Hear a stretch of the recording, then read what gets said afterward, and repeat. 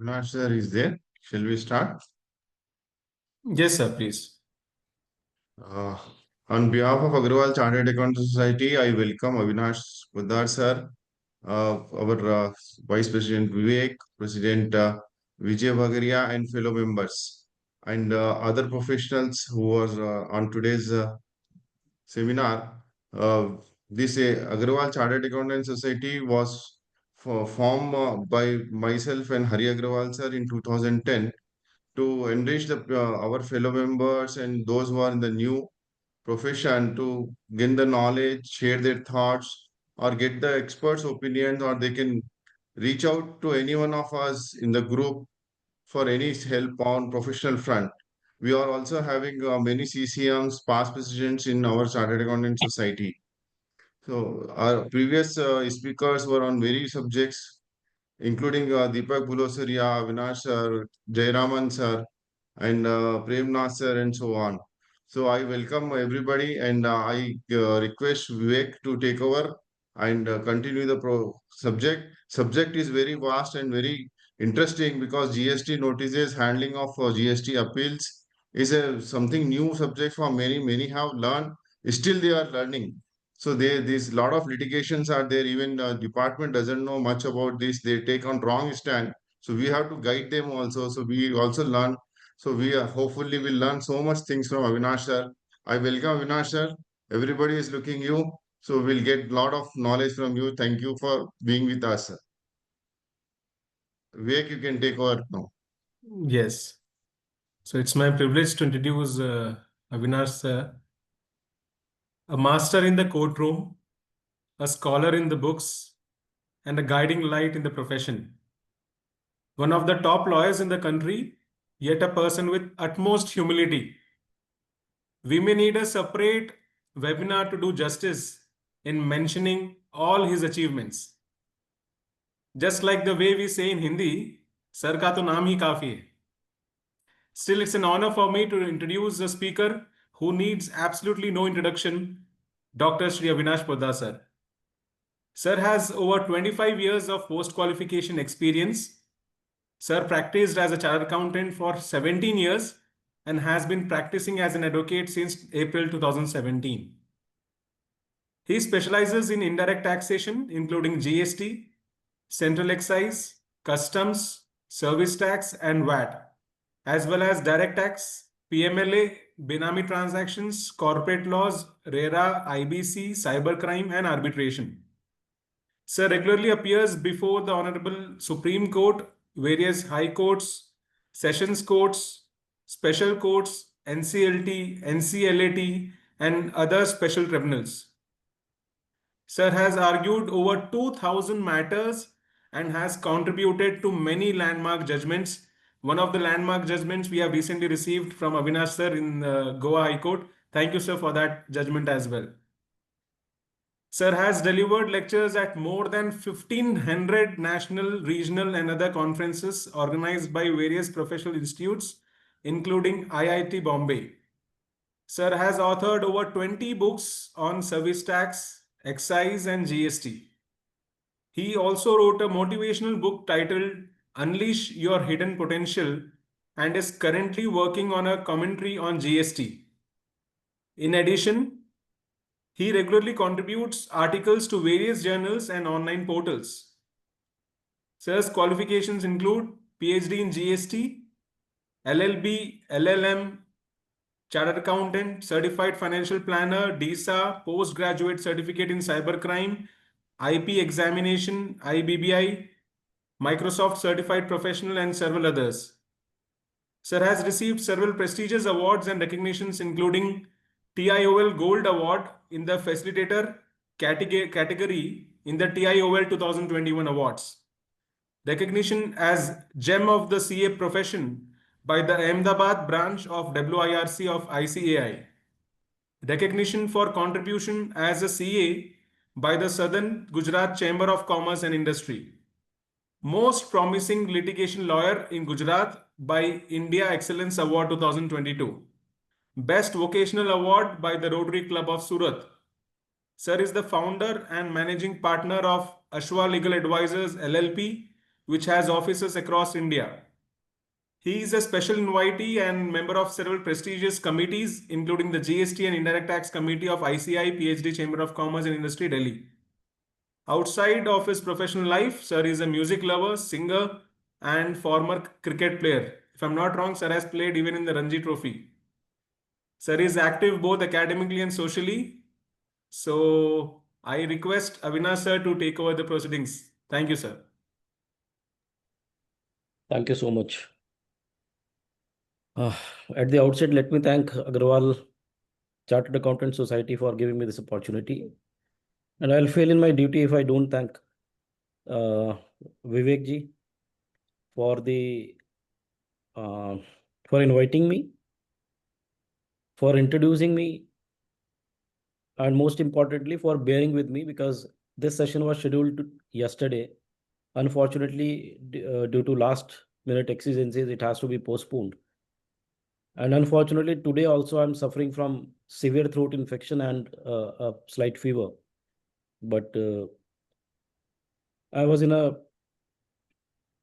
or rather, I follow a principle that once a time is given to someone and the participants are there, then I should try and not postpone. So I'll try to deliver to the extent possible. And if I am unable to speak, then I'll be seeking liberty from Madhusudan ji and Vivek ji to reschedule this, maybe for some other day. But I'll certainly start and I'll try to deliberate upon on the topic which is given to me. Now, the topic which is allotted to me, as rightly said by Mr. Agrawal, Mr. Madhusudan Agrawal, that this is a broad topic. Like if it is like if Vivek ji has introduced that I was a Ranji Trophy player, then certainly I'll give an example of the same. That if there is a 50 overs match, then I've been given 50 overs to play now. And I'm the only batsman who has to play the entire 50 overs. So that becomes a challenge also. At the same time, that becomes a privilege also. Now, when I say it becomes a challenge, reason being I'll have to stay there and contain myself for 50 hours, which is difficult in my current situation. And when I say privilege, it means that I've been given a liberty by Vivek ji today in the morning when we were discussing, yesterday evening also when we were discussing, and he was inclined that if I'm not well, then let it be postponed. But I was inclined that since it is a commitment, we need to fulfill the commitment. So the privilege would be, I'll get another opportunity to come before this forum and speak again. So with this, let me dwell upon the topic. The topic is how to draft replies and appeals. Now, first and foremost, when we talk about litigation, the most important and the mute question which comes before everyone is that there has to be a dispute. Now, there are two kinds of dispute. One is a factual dispute, wherein there are some nitty-gritties or there are some confusions among the, let's say, amongst the facts. For example, something was to be reflected in GST returns, but it has not been reflected by the taxpayer. The reason why the taxpayer has not reflected was that it is exempt or it is not covered within the scope of supply or maybe a part of Schedule 3. But from the department angle, it was supposed to be showed. It was supposed to be reflected in the GST returns. So that becomes a factual dispute. That has nothing to do with question of law. That has nothing to do with interpretation of the law. It is merely a factual dispute. So one kind of dispute is a factual dispute. And the other very important aspect, which we all lawyers or we all chartered accountants who are before various adjudicating authorities or maybe the tribunals or maybe the first appellate authorities, is a question of law or something which is really a dispute, maybe with regards to the quantification, maybe with regards to the levy, maybe with regards to whether the underlying transaction is a supply or not. There can be a number of questions which can be raised before the authorities. So the important is there has to be a dispute. Unless there is a dispute, the question of filing a reply or the question of filing an appeal does not arise. And whenever there is a dispute, it is a duty which is casted on each one of us to look into the dispute and then try to identify the dispute nature and accordingly file a reply. I'll give an example. For example, you are receiving a show cause notice. That show cause notice is let's say registration, cancellation, or non-filing of GST returns for more than 6 months. Now they will issue a show cause notice saying that since you have not filed your returns for 6 months, why we should not cancel your registration. Now in this, the scope of making a reply or the scope of drafting a reply is not much. You are simply supposed to file your returns and intimate the officer that yes, because of these reasons, the returns were not filed. Now we have filed the returns and therefore the show cause notice for cancellation must be dropped.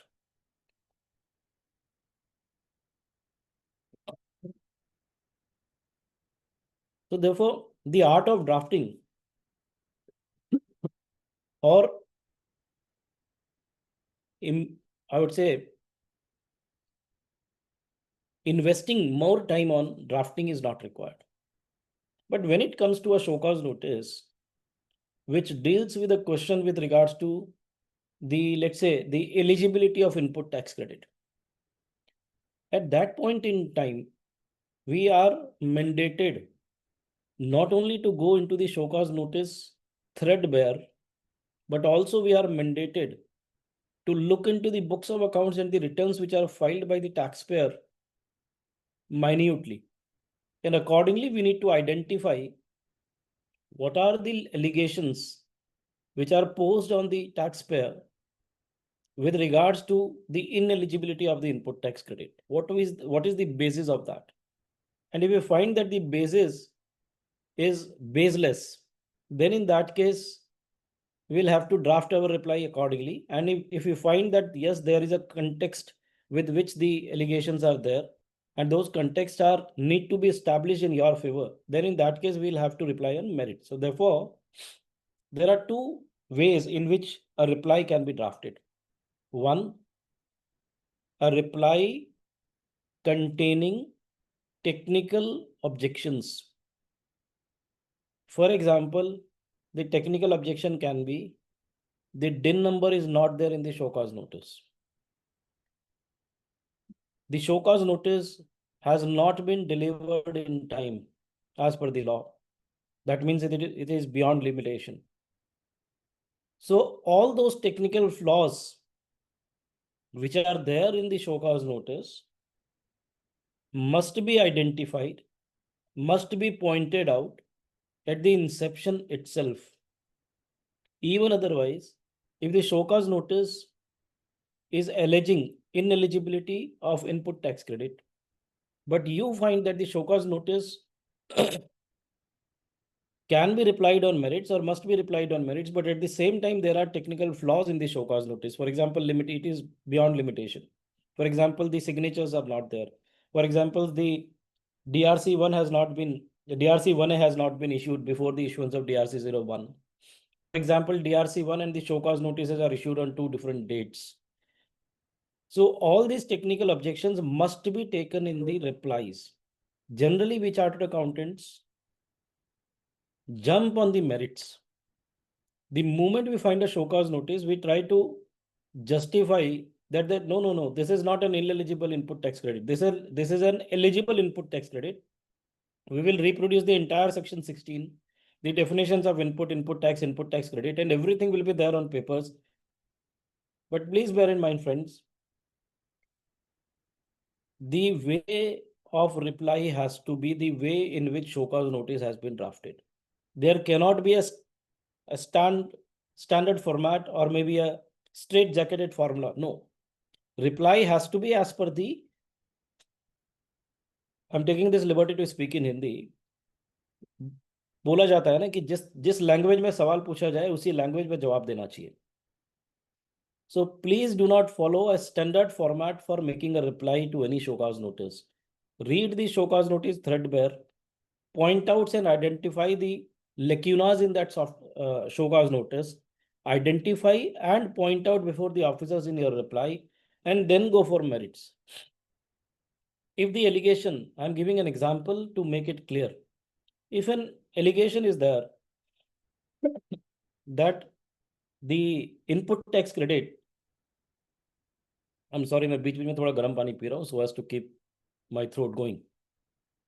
If the allegation in the show cause notice is that, look, Mr. Avinash, you have purchased from Mr. Vivek, and Mr. Vivek has purchased from Mr. X, and Mr. X is a non-existent person. So therefore, your input tax credit cannot be given to you. This is the allegation. Now we need to go deep into this allegation, that whether the allegation is that Mr. Vivek has not paid the taxes, or he has availed a wrong input tax credit on his purchases from Mr. X, and he has passed on that input tax credit to you. Is that the allegation? Or the allegation is that Mr. X was non-existent. He has never supplied any goods to Mr. Vivek, and in turn, Mr. Vivek has not supplied any goods to you. So therefore, there are two different clauses which are getting attracted. One is 16(2)(b and the other one is 16(2)(c). So we need to look into the show cause notice, how it is drafted and what is the exact allegation. If the allegation is qua non-receipt of the material, please reply only on the non-receipt of material question. Simply try to establish that you have received the material from your books of accounts or whatever documents you have. Don't go into the payment or 16(2)(c) question. And if the question is that Mr. Vivek has not paid out of the eligible credits the amount of output tax which he was supposed to pay for the supplies made to you, then in that case, go for 16(2)(c). Unfortunately, what I have seen is that the moment a chartered accountant receives a notice, the client receives a notice and a reply has to be drafted by a chartered accountant or a tax consultant, he will start jumping into section 16 and he will try to demonstrate his knowledge to the officer. No, sir, it is not required. In litigation or in dispute resolution process or in the adjudication process, we are not supposed to demonstrate our knowledge. We are supposed to answer to the queries which are raised in the show cause notice. I hope I'm very clear. Unless we focus on only the allegations to be replied, we will never be able to beat the bush. We'll be always beating around the bush, which may not be right for us. So therefore, now let me try to sum up and try to articulate what I'm trying to say in last 10 minutes, what I have said. As soon as we receive a show cause notice, first can be that there is no substantial allegation. This can be the first situation. It is merely a non-compliance show cause notice. For example, returns are not filed. File the returns. For example, late fees is not paid. No problem, pay the late fees. It's over. And then second situation can be that the show cause notice is on a substantial question. Maybe it a question of fact or maybe it is a question of law. But it is a substantial question. For example, the example which I have given, that the purchases of Mr. Vivek from Mr. X was tainted, or Mr. X was not there. He was a non-existent person, declared to be a non-existent, or his registration was cancelled retrospectively. And on that basis, they are coming to me and they are saying that all the purchases which you have made from Mr. Vivek and you have claimed input tax credit on same is ineligible. So that is a substantial question which is put forth, and therefore we need to substantiate it with the documents and with the law. So therefore, now let us try to sum up that the replies has to be on two fronts. One is technical flaws and two is merits. Please identify the technical flaws, if any, at the inception. While reading the show cause notice, while analyzing the section under which the show cause notice has been issued, while analyzing the provisions or the procedures which he was supposed to follow, please read the show cause notice first in detail. Try to identify and point out all those points which are having the technical flaws. For example, it is not within limitation. The DIN number is not there. I've already given these examples. So you should start with I am in receipt of so and so show cause notice, alleging so and so. But before going into the merits, these are the preliminary objections which I have. And on these preliminary objections, you can say that the show cause notice has been issued without limitation or beyond limitation. The show cause notice has been issued beyond jurisdiction, all those points are the technical flaws. The show cause notice has been issued without the mandatory DIN being there. So you can point out all these things at the inception itself, and then you go for merits. Then you reply on merits. Directly do not jump into the merits. That is what I am trying to point out, because we have a tendency to show or demonstrate our knowledge, which is not required. At the if it is to be demonstrated, then come and speak in sessions like this. Otherwise, before the authorities, we are not supposed to demonstrate our knowledge. We are supposed to answer the query which he has in the minimum words to the extent possible. ज़्यादा बोलेंगे तो ज़्यादा risk होगा, कम बोलेंगे तो कम risk होगा. As simple as that. In court of law, or maybe before the adjudicating authority, maybe before the appellate authority, or anyone, even in your family, even before your wife, even before your parents. The lesser you speak, the better would be the results. The more you speak, the more confusions are going to be there. So that is the principle which we are supposed to follow. So this was one, that technical flaws and the merits has to be bifurcated, and first identify and point out the technical flaws. Let me share one more thing. We generally, I have been practicing as I practiced as a chartered accountant for 17 years. So I know that we have a habit of creating a relationship between the, amongst the clients also and amongst the officers also. There is no harm in having a good relationship with the officers or the adjudicating authorities. But if it is coming in our professional way or execution of our professional duties, then those relationships have to be deprioritized.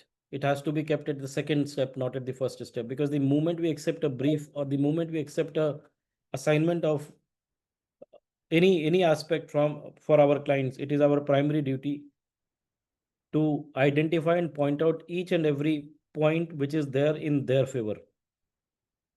Generally what we do is कि अगर हम ये ऐसा लिख देंगे तो the officer will feel bad. For example, if I'll write that, look, Mr. I have received a show cause notice issued by you, but you do not have a jurisdiction to issue a show cause notice. You have no authority of law to issue this show cause notice.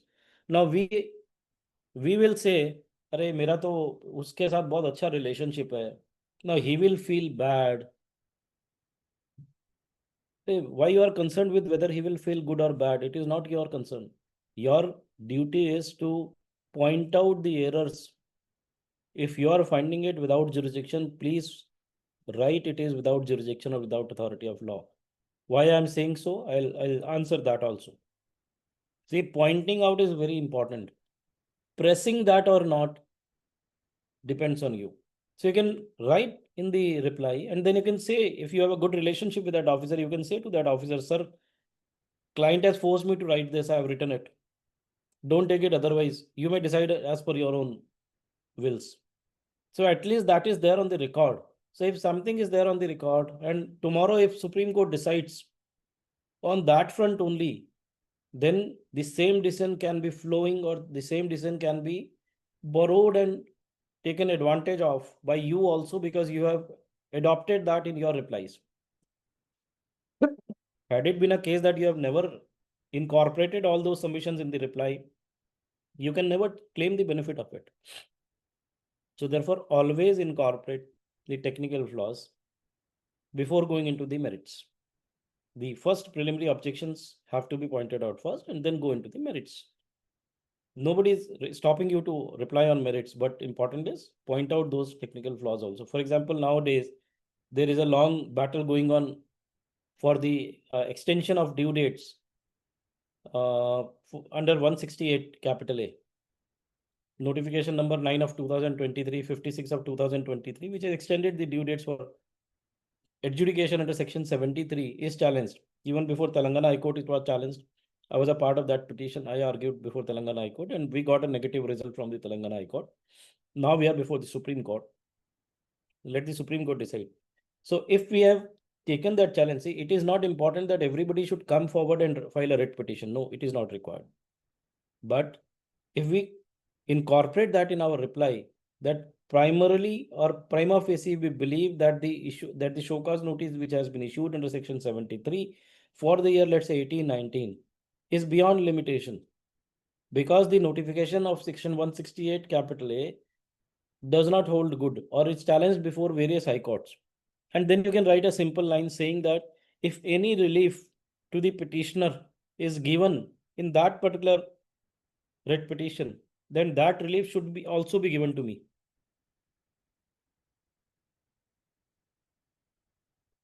I hope you are getting the point. The point which I'm trying to drive is incorporate the challenges which are there done by some other person also. If he'll get a relief, then since you have already incorporated and you have relied upon on that, you can further rely upon before the appellate forums and take the advantage of that. If you have not written, then there is a concept of doctrine of acquiescence. That means you have waived off. I'll give an example, a further example to clarify this further. There is one rule, which is rule 142. All these show cause notices which are issued under section 73 or 74, the procedure is laid down in rule 142. If we read 142 rule, subrule 1 capital, subrule 1A, it says the proper officer shall serve along with the show cause notice a summary thereof in form GST DRC01 electronically. What does it mean? It means that the show cause notice, which is the detailed show cause notice, has to be served along with the summary show cause notice in form DRC01. Along with, meaning thereby, if the show cause notice is getting issued today, the summary thereof also has to be issued today. It has to be issued along with the show cause notice. And then it says electronically. Many CGST officers at the initial stages of GST, or even today, I'm not sure, have issued DRC01 manually, whereas the law says it is to be issued electronically. So if you have received a show cause notice, DRC01, and the detailed show cause notice, or DRC01 is written and then the detailed show cause notice is there, it is only one document. You can very well write and object that as per rule 142 sub rule 1A, the requirement of DRC01 is electronically. It has to be issued along with the show cause notice. Since it is not issued electronically, the procedures are not followed which was supposed to be followed. And therefore, the show cause notice is not as per the prescribed procedure and therefore liable to be quashed and set aside. Take this point in your reply. This is a technical objection. If let's say there is a judgment in favor of Avinash in future on the same point that DRC01 was not issued electronically, then you can rely on that judgment. Since you have already objected, now before the appellate authority, this will not be an additional ground of appeal. It will be the primary ground because you have already objected in the reply to the show cause. I hope I am able to make my point clear. Therefore, pleading is most important. Unless we plead, we are not going to get any relief. Plus, most of the times, if we choose not to plead, that means that we have waived off the right of defense in that particular situation. So if there is an allegation of a similar nature, and if we have already waived off, then in future we cannot say that we are restoring our waived off defense. No, that is not permissible. So therefore, first stage, the stage of show cause or the adjudication is the most important stage. If we go to the criminal law, criminal law में बोला जाता है trial. When they issue a charge sheet, when they file a charge sheet and the trial begins, all the witnesses, all the evidences are cross-examined at the trial stage, not at the appeal stage. Whatever is being done at the trial stage finally reaches up to the Supreme Court. High Court or Supreme Court does not conduct any trials. So similarly, adjudication cannot be done by the appellate authorities. Although you can note this, you can very well keep this in mind that although the appeal is also the extension of the adjudication process, it is also an extension of the adjudication process, and therefore we can very well point out additional points also in the appellate forum, subject to the permission of the appellate authority. In case we have forgotten to file that at the reply stage. So I'll try to conclude saying this, whether it is a technical flaw, whether it is a preliminary objection with regards to the technicalities of the show cause notice, or it is a merits. Please file all your replies.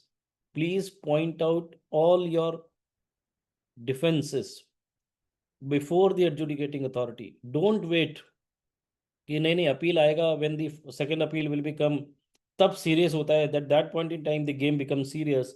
Then we'll appoint a senior advocate. He will take care of everything. No, sir. Once the case is damaged at the adjudication level, till Supreme Court, the things become very difficult. Whosoever expert or senior advocate is there, or a senior chartered accountant is there, he will not be able to help us. Because the way, see, the simple logic can be, if the base of a building is weak, you cannot have 10 or 20 floors on that. You can build 1, 2, 3 floors. Now, after 6 years or 5 years of the construction, if you think, no, when I was constructing, I was having a limited resource, so I constructed only 5 floors. Now let me construct 10 floors. Will that be permissible? No, because the base was not created as per, or the foundation was not laid, which is required for the 10-floor building. So therefore, it will not be permissible. Similarly, reply happens. If we choose not to file a reply, if we choose not to point out all the pointers, then in that case, it will become a very, very difficult task for us to take those additional grounds in appeal. I am not saying it is not permissible. It is permissible, subject to the consent of the appellate authority.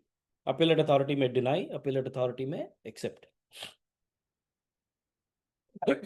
Plus, this entire process takes a lot of time, because I'll try to explain the process of remand also, but I'm focusing up till now, focusing only on the replies to the show cause notice. So let me conclude, and then we'll move to the next stage. 1. Please raise preliminary objections with respect to technicalities or legalities of the show cause notice.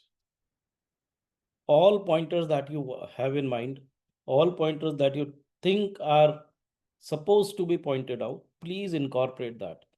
See, before the authority, when you are going for the personal hearing, you may not point out, but it has to be in your reply. Most of the cases, what my experience is, you file a reply of 100 page, they will not look into any of the pages, and they'll simply pass an order that the reply was not satisfactory. Let it be, sir. Please understand and appreciate. The moment he will write reply was not satisfactory, and he do not reject your submissions, you have a very good case on merits in the appeal. That look, at the inception also, I challenge that there is no jurisdiction of this authority to issue a show cause notice. He has not replied on that. He has not rejected my contention, and he has simply issued the order. So therefore, in appeal, you can further elaborate on such grounds, which you have already taken at the reply stage. So this was one. The second is reply on merits. Now you can choose to bifurcate this. That first reply can be on the technical objections. And at the end of the technical objection, you can very well write that, look, sir, these are my preliminary objections. If you want to proceed further for the adjudication, kindly follow the procedure which is laid down in law and the principles of natural justice and section 75 clause 4, 75 subsection 4. Because section 75 subsection 4 says that an opportunity of personal hearing is mandatory. So please do not proceed for decision on the basis of my technical objection. This is the first preliminary objection which I am raising. In all your replies, the last para has to be for personal hearing to be given. Without fail, please incorporate, so that he cannot or he may not proceed and decide without giving you a personal hearing. So I've already tried to explain the technical objection part 1. So you can very well write at the first stage, and then you can ask for 75.4. And then if you want to proceed further, then you can reply on the merits also. Or you can incorporate both at the inception and file a detailed reply, preliminary objections also, and reply on merits also. Then let it be. But the last point has to be, or the prayer has to be, that you must be given an opportunity of personal hearing. So this is how we need to file a reply, or the pointers that we need to keep in mind. And I should not go into the law side or maybe the fact side, because we are expected to be master of our own facts. So therefore, each case is different. So I'll not go into that. But another important aspect can be the manner in which the entire reply has to be presented, because that is also very important. Before going further, let me give one warning. Nowadays, ChatGPT is being used every now and then. Even the article clerks are using ChatGPT for not only for the drafting or replies, but also for the communication with the principals. If Mr. Vivek has, let's say, an article clerk, उसको डर लगता होगा reply file करने में या कुछ भी बात करने में, तो he will write that context in the ChatGPT, get a draft and send it to Vivek bhai. And then we'll be impressed. Wow, great language is being used.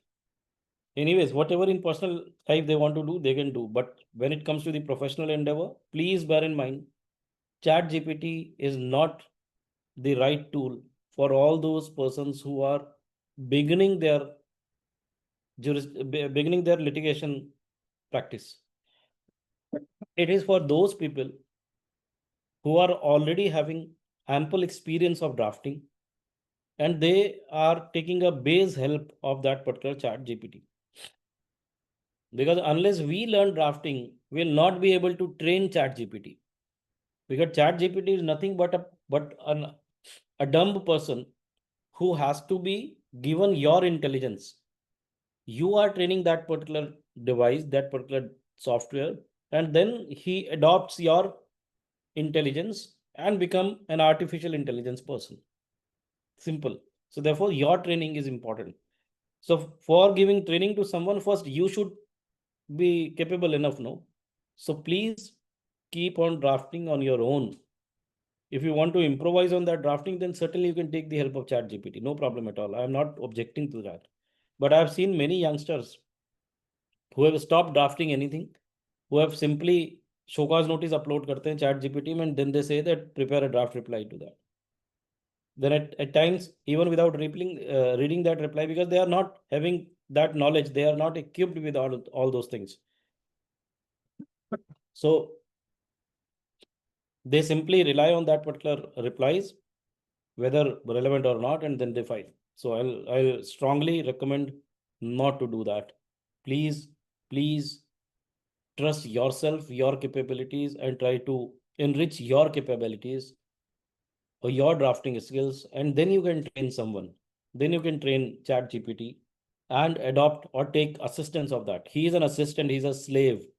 We are not slave. Keep that in mind.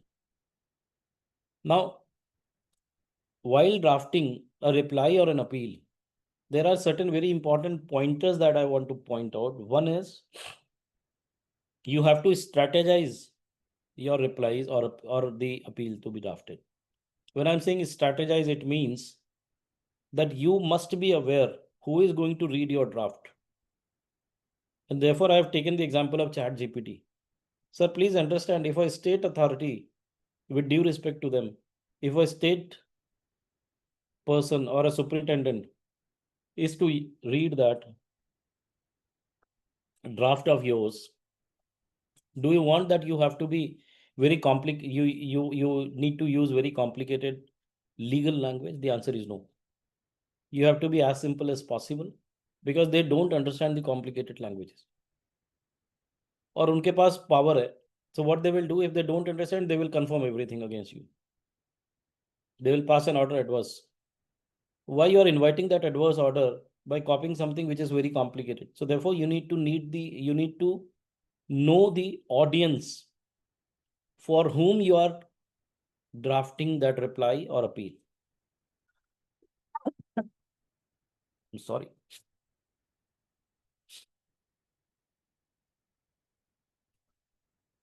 Second would be, I've seen a lot of replies which are using a lot of paragraphs in their replies. I would say there is no problem in using paragraphs or detailed replies. That's not an issue. But there is always a requirement of having the synopsis. So once you introduce your firm, or once you introduce the client that these are the facts, this is how he is working, and this is his activities, you please prepare a synopsis saying that this is the allegation and this is my prima facie reply. For detailed reply, refer para so and so. So very clearly, the synopsis must point out that this is the message which you are trying to give. This is the core allegation, and this is how you are primarily or summarily replying. That synopsis is very important, because if it comes to an additional commissioner, if it comes to, let's say, the appellate authority, who is handling 100 appeals per day, who is having more than 50 hearings per day, they'll not be able to read your 100-page reply. They need to read the synopsis. Even you simply apply to this your office or your own self. If I give you a book of 1,000 pages, you'll find it very difficult to read those 1,000 pages. May be very important for you to read, but you will find it difficult. But when I give a synopsis of those 1,000 pages and say that this is the first point from page number so and so, this is the second point, so then you will be able to read and identify that what exactly you wanted to read, and then you can go and refer that paragraph only. So therefore, synopsis is very, very important. Third would be, when we reply on merits, if we are replying on technical objections, for example, we are saying that it is beyond limitation, then either it is beyond limitation as per, let's say, section 73, or as per section 74, or we'll say 168 capital A is beyond limitation. So we need to support our reply with the necessary evidences and the documents. That is also very important. I've seen many times what they are doing is, they are saying, sir, if I have to place on record so many documents, the reply will be of 2,000 pages. Why you are worried of 2,000 pages? Let the other person read it who is going to adjudicate. But your duty and responsibility is to support and to provide evidences and documents of all those things on which you are relying upon. So therefore, while strategizing the reply, the first important aspect is the audience to be identified. Then second is the message you want to convey, that is the synopsis. And third is the evidences and the supporting documents, which is very, very important. Very, very important, because if there is an allegation that Mr. X has never supplied to Mr. Vivek, and then Vivek has not supplied to Avinash, in that case, you will have to produce or bring on record the invoices, the e-way bills, the transportation documents, your inward and outward register, because that is mandated as per section 35. Whatever documents are mandated to be maintained as per the accounts and records provisions of section 35 of the GST Act, please place that on record. That beyond this, nothing is expected out of me to be recorded or to be produced. So I've maintained all those things, and then I can justify that, yes, I've received the goods from Mr. Vivek. So all those supporting documents and evidences are necessary to be placed on record at the very first level. Otherwise, the concept of remand, जिसको बोलते हैं ना, circle गोल गोल घूमता रहता है, you will go and fix into that loop. For example, you have missed to file certain replies or to file certain documents or evidences before the jurisdiction or before the adjudicating authority. Now he decides against you. You are filing an appeal. Now appeal authority will say that I cannot adjudicate all this. Go back to the adjudicating authority. He will again remand it back to the adjudicating authority. Now again you will have to go back after 10 years or 15 years. जब appeal आपका decide होगा 15 साल के बाद, you will go back to the square one again to the adjudicating authority, then produce all the documents. Why you want to do that? Produce all the documents at the very first stage itself. Let him deal with those documents.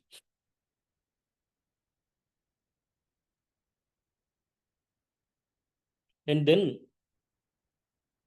while strategizing the reply, the last very important point would be the presentation and the delivery. Now, the question which is raised in whenever we are taking such sessions is, sir, what should be the language that must be used while drafting a reply or while drafting an appeal? Shall it be a legal language? Shall we use legal phrases and words? Shall we use a lot of Latin maxims? What is the way in which the reply has to be filed? As per me, or the policy which I adopt in my practice is simple language, which is easy to understand and which has no ambiguity. Otherwise, to read your reply also, he will have to use the interpretation techniques. Don't do that. Be it as simple as possible and try to support all your all your documents and the supporting evidences. But the presentation has to be as simple as possible, but in a very chronological way. For example, introduction, then the synopsis, then each allegation, and then the replies on each of the allegations. This should be the presentation with properly marked paragraphs. And at the same time, in spite of using the long paragraphs, try to be as precise as possible, meaning thereby you can use the bullet pointers also. Use bullet pointers to file or in your replies or appeals. Then comes the tone in which the reply has to be filed or the appeal should be filed. See, even if the person has no jurisdiction, even if the allegations are totally baseless, but we have to be very humble in our submissions. We cannot afford to be rough. We cannot afford to be, what I can say, to be abusive in our language. We'll have to be very modest. We will have to be very humble while replying, very polite while replying to any of the allegations, may it be completely baseless. So therefore, don't go into the way and manner in which the allegations are posed upon you. Please follow your strategies and please follow the principle that you have to be as humble, as polite as possible while replying to any of such show cause notices, irrespective of the facts that those notices are completely without jurisdiction. So therefore, the language is also very, very important.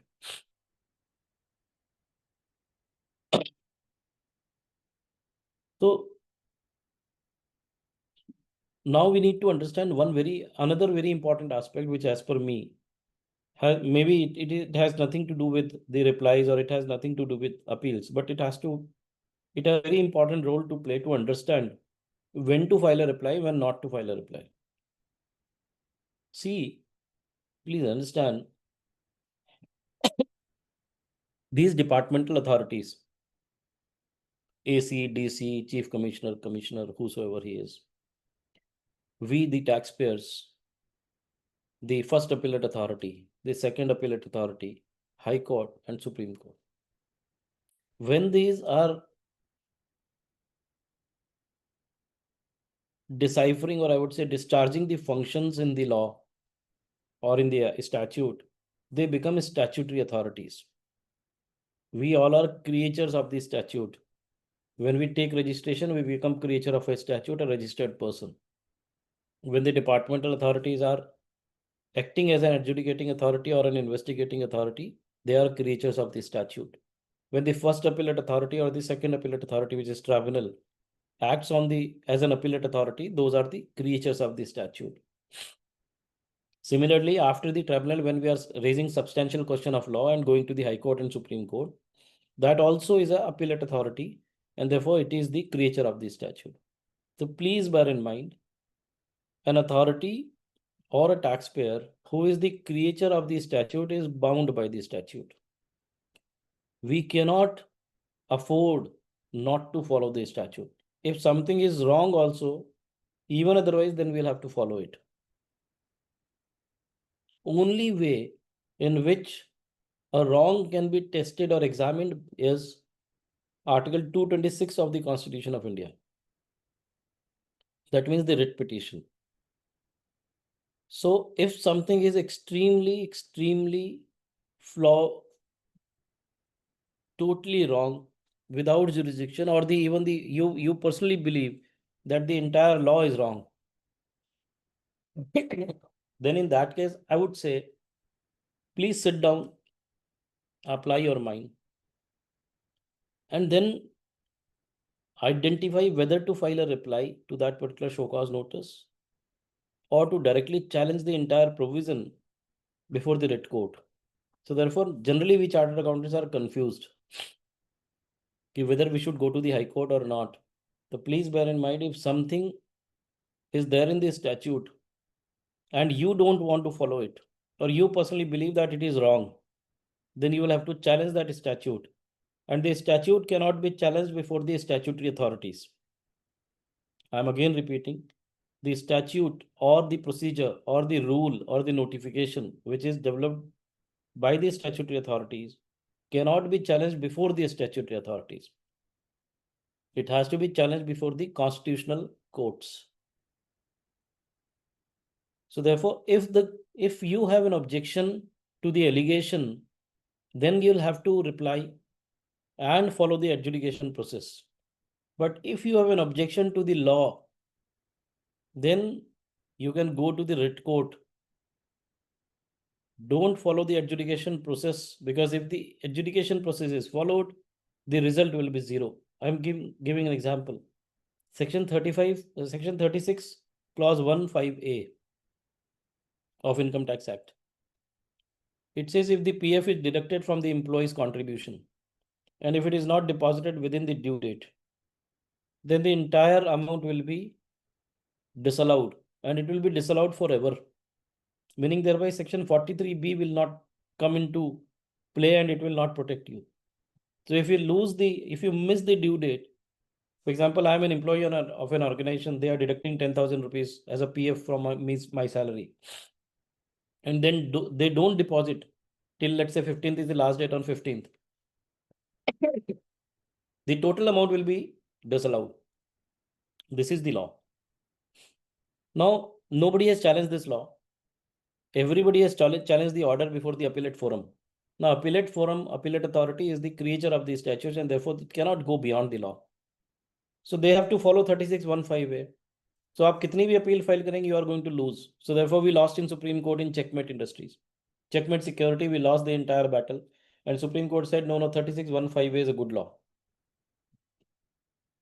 So there is an example that if you find that 36(1)(5)(a) is not a good law, it is an arbitrary provision, then in that case, you will have to challenge the provision itself, not the order. So then 36(1)(5)(a) is challenged before the court that law itself is not good, and that can be challenged in the constitutional court. So therefore, while making a reply, because this is also our duty as a chartered accountant, when we are preparing a reply, when we are receiving a show cause, and we are seeing that, oh, the show cause notice has been issued under Rule 96 sub Rule 10. And Mr. Vivek believes that Rule 96 sub Rule 10 is not the right law, it is bad law. So there is no point in replying to that show cause notice, because order will be against us. They will follow the law. So we'll have an only option that we need to challenge this particular Rule 9610. So meaning thereby, the phrase which I'm generally sharing whenever I'm taking a session is,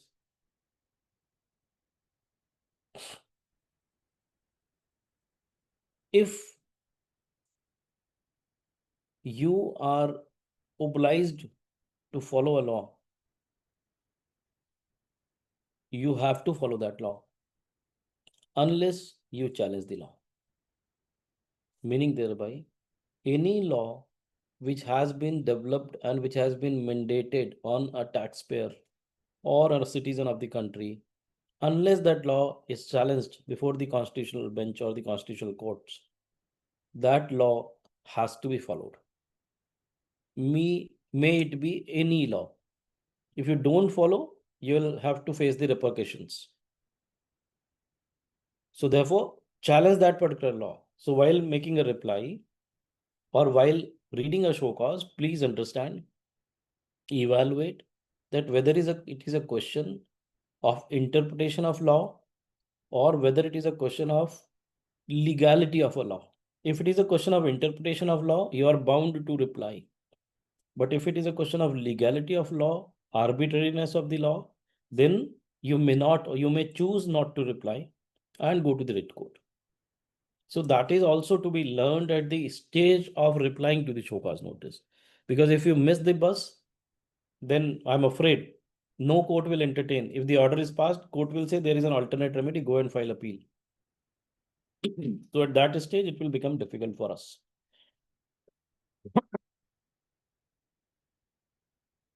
So that was one angle which I wanted to give to each one of you, that while making a reply, while filing an appeal, please keep this in also mind, that if it is an order or if it is a law to be challenged before the constitutional court, then you can decide and go to the constitutional court, challenge that particular law itself.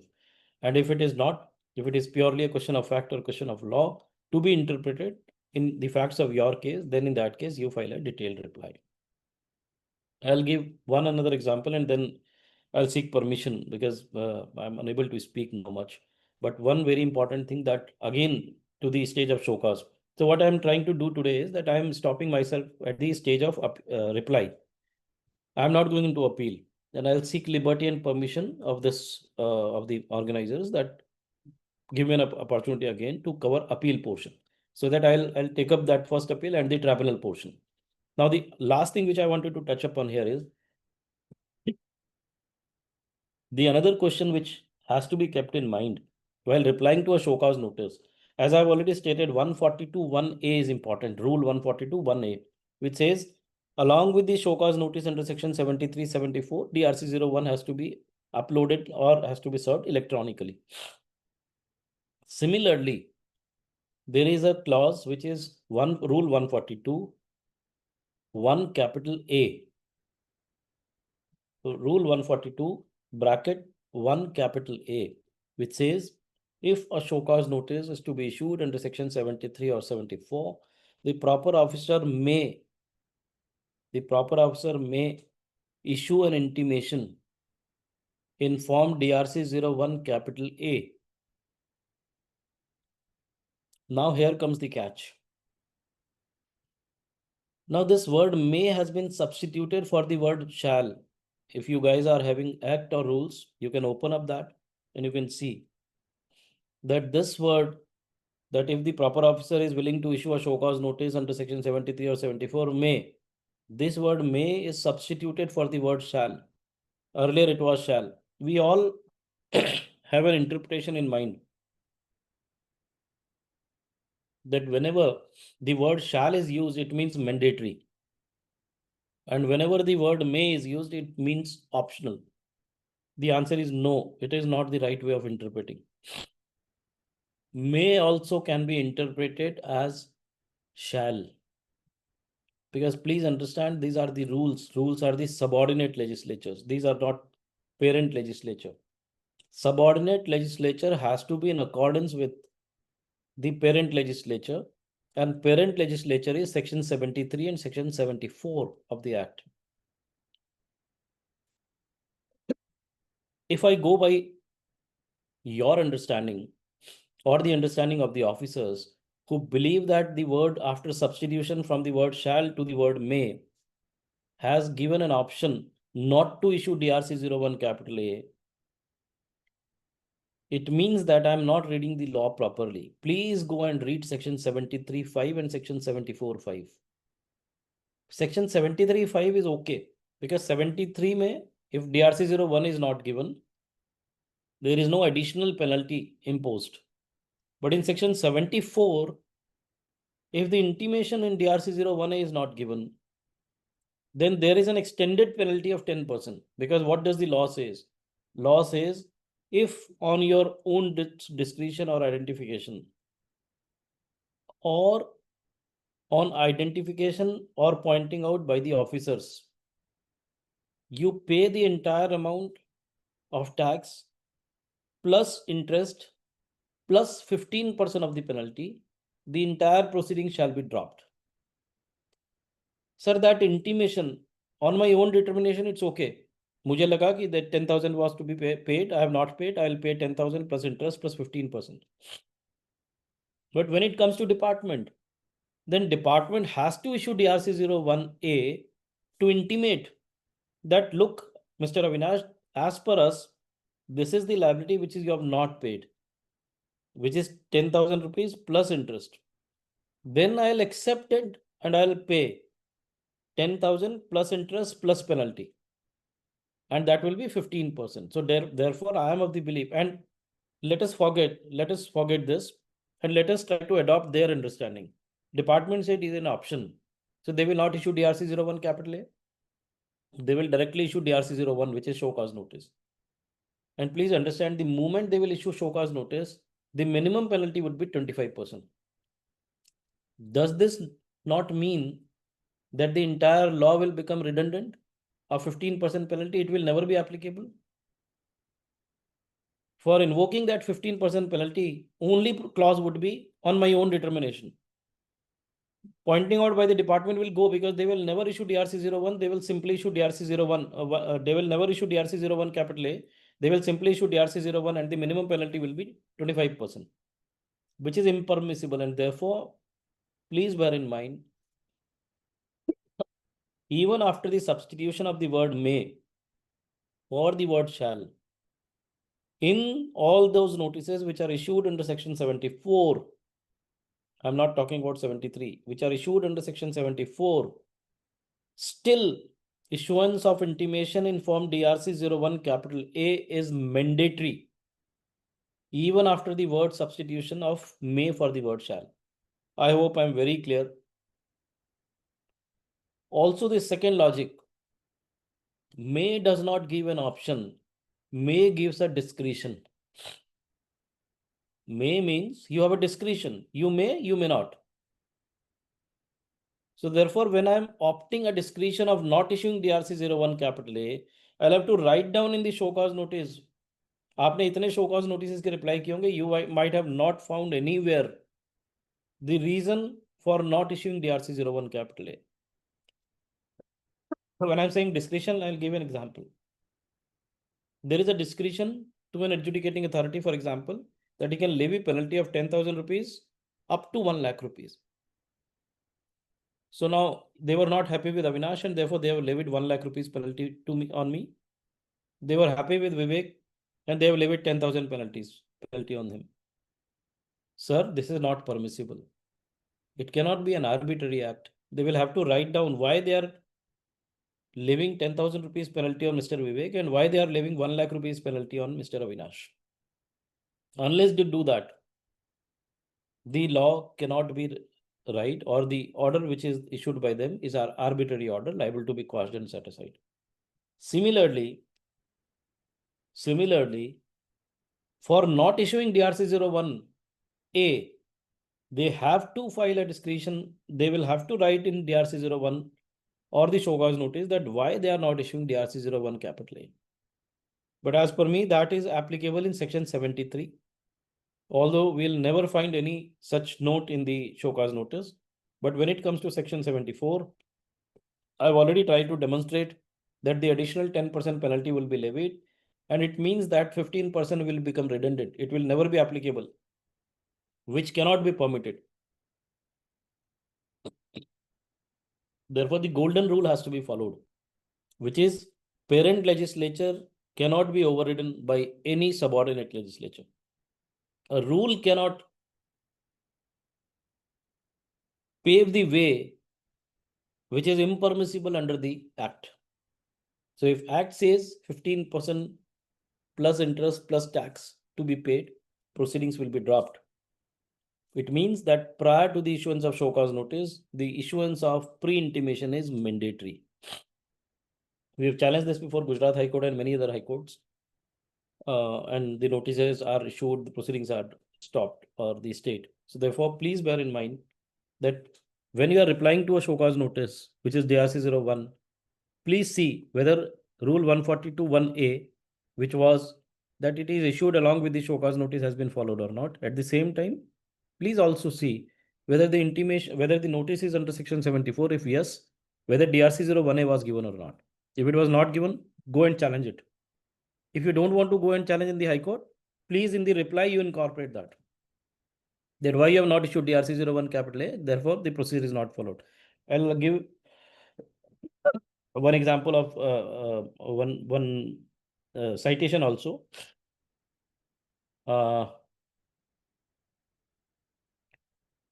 There is one judgment.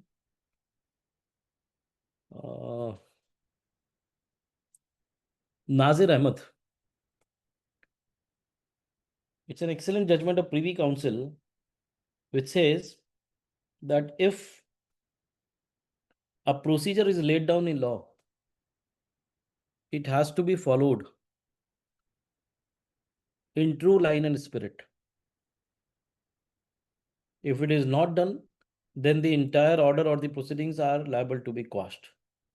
Meaning thereby, since there is a procedure laid down in law of Rule 142(1)(a), and if that procedure is not followed in the true letter and spirit, then you can very well challenge.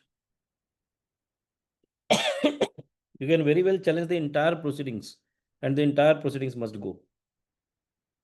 So the two things which I have shared with all of you till now is, one, if they don't issue DRC 01 electronically along with the show cause notice, the procedure is not followed. Two, if they don't issue DRC 01 capital A in 74 proceedings, the procedure is not followed and therefore the entire proceeding must go. Please challenge in your reply. I'm not saying go to the High Court and challenge the show cause or the order, but please challenge in the reply. कल अगर supreme court का कोई judgement आएगा which says that 1A is mandatory, then that will be applicable to you also and your proceedings will also be dropped. So this is what I can say for when it comes to the procedures.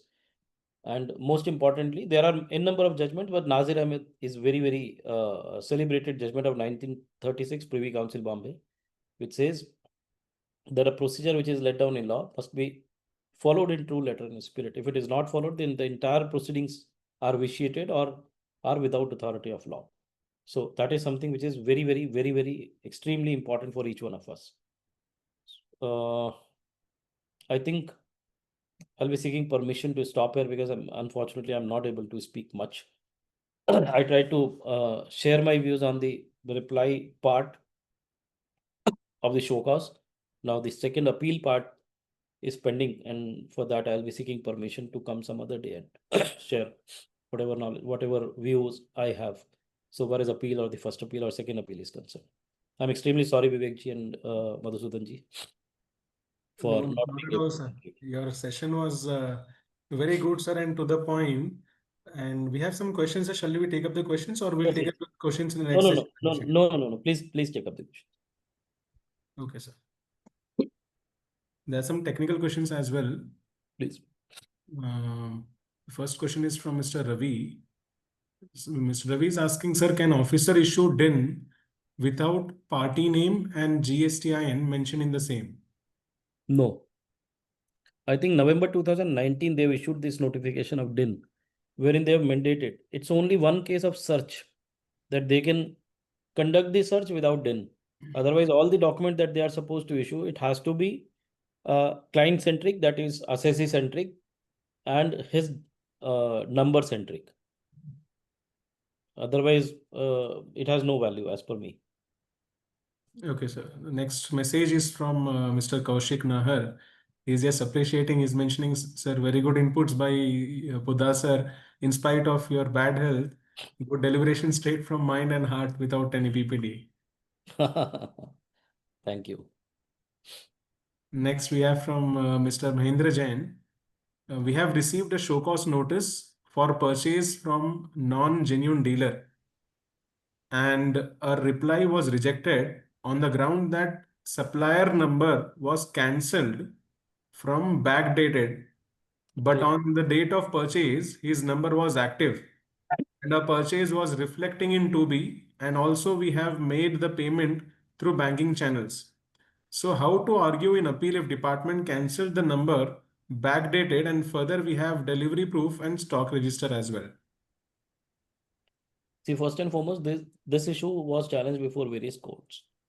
Recently, Delhi High Court has given a judgment which says that mere cancellation of the registration for your suppliers retrospectively cannot be a reason for denial of the input tax credit. Meaning thereby for denial of the input tax credit, they will have to establish which is something beyond that. Which is something beyond that. Give me one. Sure, sir. Until sir is back, I request the participants, they can even raise their hands to discuss any query with sir directly. So therefore, important is when you reply to that particular challenge or when you are filing an appeal, please bear in mind you rely on all the documents, as you have said that you have all the documents. Please rely on all those documents, and also try to establish that the day you made purchases, it was a valid registration. Now, after that, if retrospectively something happens, unless the department proves the connivance on your part with your supplier, they cannot ask for the reversal of the input tax credit. So on that grounds, you can challenge before the appellate authority and take it ahead. Okay, sir. The next question is from Mr. Pratik.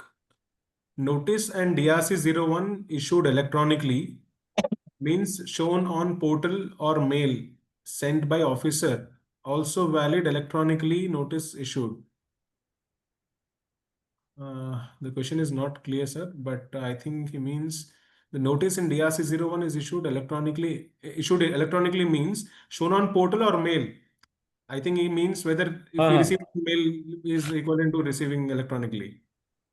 See, technically, the word uploaded has not been used in the statute. It says electronically, but electronically otherwise does not include mail as per me. It has to be by way of uploading on the portal.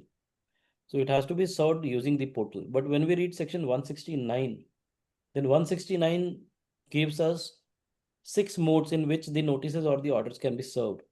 Out of those 6 modes, one of the mode is that it can be served by way of email also. So there are a lot of disputes which are going on.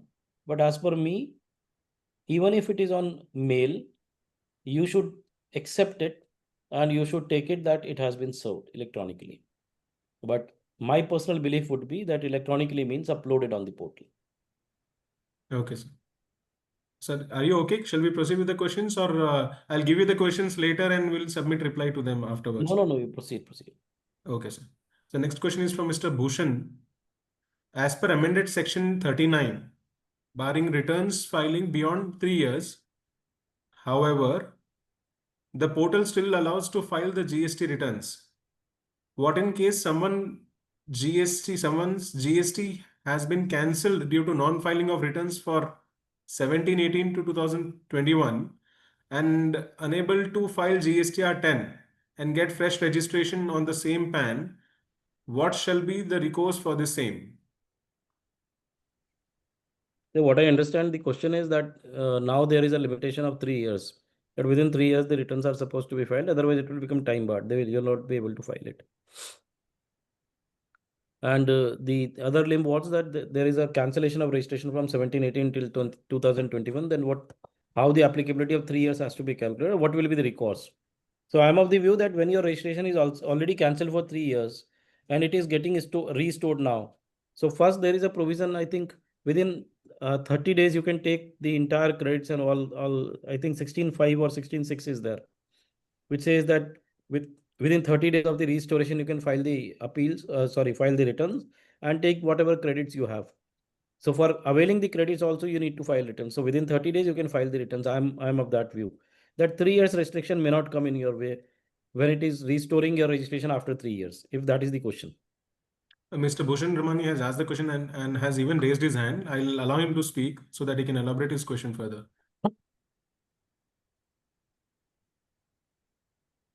Morning, sir. Please, good morning. Yeah. Sir, the basic question was now he requires to have a re-registration on the same PAN. But however, due to non-filing of return and non-filing of GST at 10, he is unable to do so right now.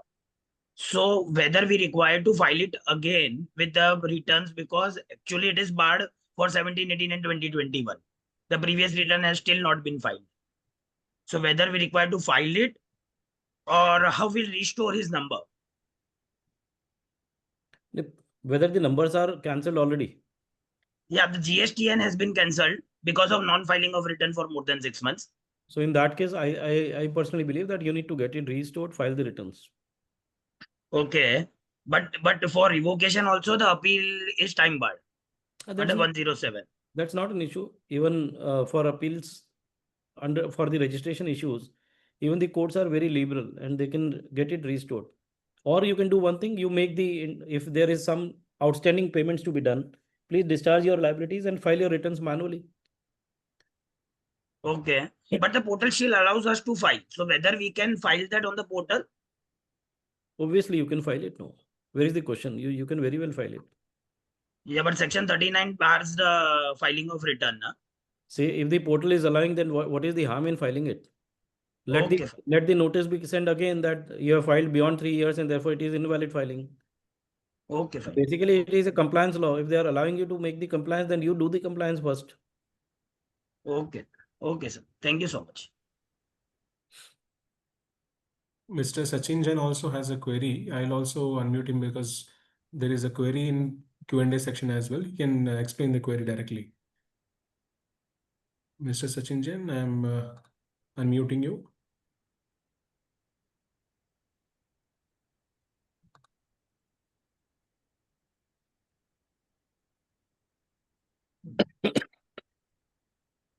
Mr. Hello. Sachin Jain, yeah. Yeah, my query is, can High Court delay, can High Court condone the delay in filing of appeal against the refund rejection ex parte order? This particular refund application was a system generated refund application in case of risky exporter. The order in appeal was also cancelled by the appeal officer, stating that it is delayed beyond 67 days. And adding to it, the future refunds were attended within time and the refund was received at the first level itself. So can High Court condone those delays? See, there is no straight jacket formula, but there are settled jurisprudence. The Supreme Court in GlaxoSmith says that if there is an appeal or alternate remedy is there, and if you are filing a writ petition, then it has to be filed within the appealable period. So meaning thereby, if you miss the appeal period and it is not condonable by any appellate authority, then it is not condonable even by the courts. But it is a settled law. But at the same time, various high courts have taken a view that if there is a genuine hardship and the other side do not object, then in that case, they are generally condoning the delays. So you must take your chance. Because in risky exporters, the automatic refund application is as per the rule. It is not having any control of yours. So since you are not having any control, where is the question of filing within time or not filing within time? So that must be condoned, and I am of the view that the High Court will condone it. All right. Thank you so much. Thank you. Vivek, I think sir is not feeling well, so we can close and we can do the question answer in the next session also when sir will take one more session. Yeah, that's definitely better. No, it's okay. 5-10 minutes is okay. We can take up some queries. That's not an issue. We'll take a last questions only for the next 5 minutes. I'm unmuting Mr. Varadajulu. Hello. Hello. Yes, sir, please. You're audible, sir. Sir, namaste, sir. Namaste. Sir, I am from Andhra Pradesh, sir. Yeah, please tell. Sir, here my client has supplied gravel to railway company, sir. South Central Railway. But whereas it is purchased from unlisted dealer, sir. And the same was supplied to railway. But the railway department have deducted scenery charges from our invoices. Sir. Sir, now the department is saying that scenery charges is liable at the rate of 18%, because whereas we have paid 5% tax on total amount of some material supply, sir, gravel. That is, gravel is liable at the rate of 5%. We have not separately collected in the invoices. Hmm. But department is saying that you have to pay tax 18% on senior charges. But we have not mentioned separately in that invoices. We have totally mentioned so much of tons of material cost is so much. But while paying the amount to us, they deducted the amount senior towards senior charges because it is purchased from unlisted dealer. They have deducted senior charges, and whether we don't know whether the railway department paid the senior charges to the government or not. Suppose if the invoice is 10 lakhs, they have deducted 1 lakh from our invoices towards senior charges. So now the department is saying you have to pay balance amount, that is senior charges liable at the rate of 18%, whereas you have paid only 5%. The difference rate of 13% you have to pay. Sir, is it correct, sir? So that means you mean to say that 5% was deducted by railways and they have paid it to the government. And Yes, now sir. 13% difference is being asked by the government from you. Yes, sir. Department. Tell me whether this transaction is livable on reverse charge or in forward charge. I think it appears to be liable forward charges. No, but Because you are saying, what we have discussed before the authority, adjudicating authority, sir, it is composite supply. no, ठीक है, even if it is a composite supply, but since Sir, you're an unregistered person. I have purchased from unregistered person, but Hmm. same was supplied to the government, whereas I have paid a Okay. tax at the rate of You are 5%. registered. You mean you are Sir, registered? I am registered. I am registered. I also supplied the material to register South Central Railway, those Hmm. who are having GST number. Hmm. So composite supply means what other supplies you have? Materials, gravel, sir. So gravel is at the rate of But 5% or yes, 18%. 5%, sir. So where is the question of asking for 13% difference? Because the railway department has deducted the amount from towards senior charges from us. No, I don't think so. Even otherwise, what I'll request is if you can take my number from Vivekji and you can drop a message to me. I'll look Sir, into that document. I need to see that document. sir, What charges are deducted by railways? Center charge. sir, What are those center charges? Because sir, otherwise, I am of the view that since you have already said that the uh, uh, railways have deducted 5% of the as against the tax liability, and they've sir, deposited also, and the department is accepting also that they have deposited. So where is the question of sir, now paying 13% difference? sir. You can So just I will send that they have issued a running account invoices, sir, RA bill. Hmm. In that RA bill, they have mentioned TDS, GST 1%, GST 1%, and also senior charges as per the supplies. They have deducted 1 You lakh. you send me the documents. I'll certainly look into that and get back to you because this Okay, is sir. factual, no? Because on this forum, I'll not be able to answer unless I see that document. Okay, sir. Thank you, sir. Thank you. I think, sir, we'll pause at the moment. You can take rest. We'll take up the other queries in the next session, sir. No problem. I request the participants that we'll be waiting for the next session from Avinash sir as and when sir is free, so that all the queries we have received a lot of queries in the Q&A section also, and I'm sure that sir is more eager to answer them just because of his health. Sir is little, and sir is still eager to answer them right now also. We are just more concerned about sir's health. So we are requesting sir to hold on for the next session so that we can take up all these questions and address. We'll have next session only. We'll begin with the question and answers only in the next session so that all these queries are answered. Sure.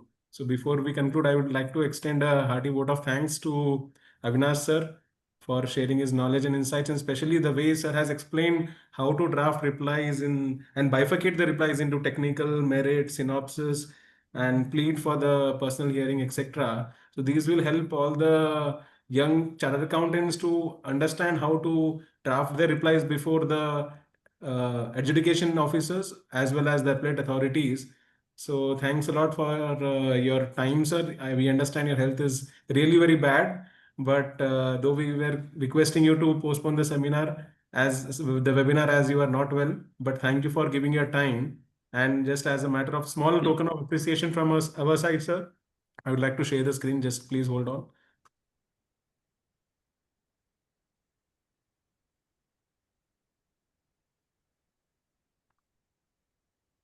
We'd like to present Madhusudan sir. Please present the mementos to sir virtually. Thank you so Oh, much. yes, yes. Sir, I present this certificate, facilitate certificates to you, to Dr. Sri Avinash Poddar, keynote speaker on how to draft replies and appeals, a workshop to handle GST litigations, held on today, 20th July 2025. Sir, we are very, very thankful to you, even you are not well and you have given so much detail and so much details that everybody has benefited. And we will learn more from you in future also, sir. Thank you. Will be a pleasure, sir. Thank you so much. Before we conclude the session, I'd just like to thank all the attendees also for the wide participation. And we apologize for this situation, but we'll definitely ensure that all the queries are addressed as and when sir is free. We'll start the next session with the queries. So, and also please note that the details of all the webinars and even the recording of this webinar will be shared in the WhatsApp channel. The link of the channel is already provided to you. The details of the next upcoming webinars will be that at the request of the participants, we have scheduled another webinar on the same topic of features of financial statements for non-corporate entities. That is as this is a very important topic. It is scheduled by the speaker of this webinar will be CA Shri Kali Prasad sir. It is scheduled on 25th of July, this coming Friday from 4 p.m. to 6 p.m. And the next webinar is by Shri Pankaj Sarogiji from Delhi on the topic ITR changes amendments applicable to final assessment year 25-26 and common mistakes to avoid while filing income tax returns. That is scheduled on 2nd August 2025, the Saturday, 4 p.m. to 6 p.m. So the details of both the webinars will be shared on our WhatsApp channel. So please do not forget to follow it. And thank you once again, Avinash sir, for your valuable time. Thank you so much. We learned a lot from you again from this session as well. We keep learning from you, sir. So as you said, we are the creators of statute and we are the creators of Avinash sir. So that's what I wanted to thank Avinash sir for. Thanks a lot, sir. Thanks all the participants. Thank you, Madhusudan sir. Thank you very much. Thank you.